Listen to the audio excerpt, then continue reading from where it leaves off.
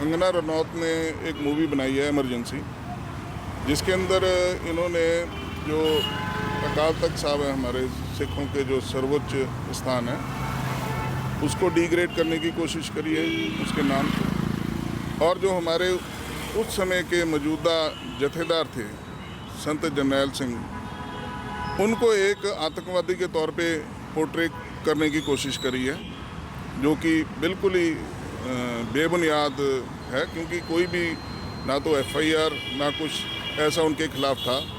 क्योंकि एक धर्म युद्ध मोर्चा जो आनंदपुर साहब रेजोल्यूशंस को इम्प्लीमेंट करने के लिए लगाया गया था, उसको सरकार ने गलत ढंग से ले जाके हरमंदिर साहब पे हमला किया और वहाँ पे निर्दोष लोगों का कत्ल किया, जिसमें उस समय के मौजूदा जथेदार संत जरनैल सिंह भी शहीद हो गए।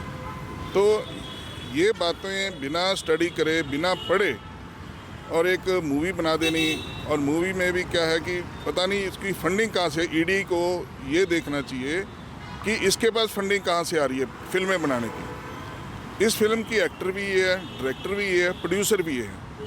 और अगर आप पिछले समय में देखोगे जितनी भी फिल्में इसने प्रोड्यूस करी हैं वो टोटली फ्लॉप रही हैं। एक फिल्म की तो टोटल 17 टिकटें बिकी हैं ऑल ओवर इंडिया में।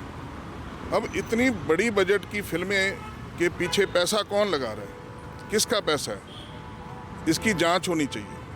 हमने कंप्लेंट फाइल करी है, इन्होंने जो धार्मिक भावनाएं भड़काने की कोशिश करी है और दो कम्युनिटीज़ के अंदर जो इसने रिफ्ट डालने की कोशिश करी है, उसके तहत हमने इलाका मजिस्ट्रेट के under section 302, 299, 196 part 1, 197 part 1 BNSS के तहत हमने क्रिमिनल कंप्लेंट फाइल करी है, ताकि इसके खिलाफ पर्चा दर्ज करके इसको सज़ा दिलाई जा सके।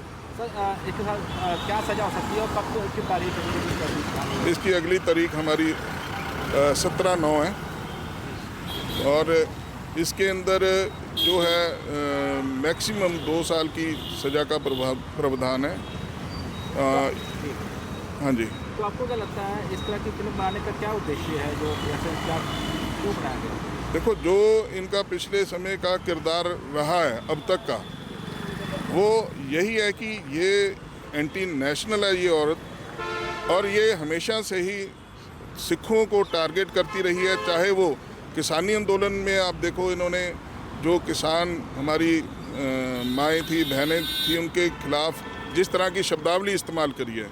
अब पीछे से इसने किसान आंदोलन को लेके जो स्टेटमेंट दी कि वहाँ पे रेप होते थे, वहाँ कत्ल होते थे, जबकि वो एजिटेशन वर्ल्ड के अंदर एक PhD या रिसर्च का विषय है कि इतना पीसफुल और इतना जो अपना डिसिप्लिन्ड एजिटेशन जो रहा है सबसे लंबा रहा है, और उसको लेके इसने एक पर्टिकुलर कम्युनिटी को टारगेट किया हमेशा। चाहे वो इमरजेंसी जैसी फिल्म हो, चाहे किसानी आंदोलन हो, इसने हमेशा ही एंटी नेशनल बातें करी हैं सिखों के खिलाफ। सिख वो कौम है जिन्होंने सबसे ज़्यादा कुर्बानियाँ हिंदुस्तान के लिए दी हैं। पंजाब का कोई भी एक कोई गांव ऐसा नहीं है जहां से 2, 4, 5 लड़कों ने बॉर्डरों के ऊपर अपनी जानें ना दी हों, ना शहीद हुए हों। और ये हमें देशभक्ति के सबक सिखा रही है।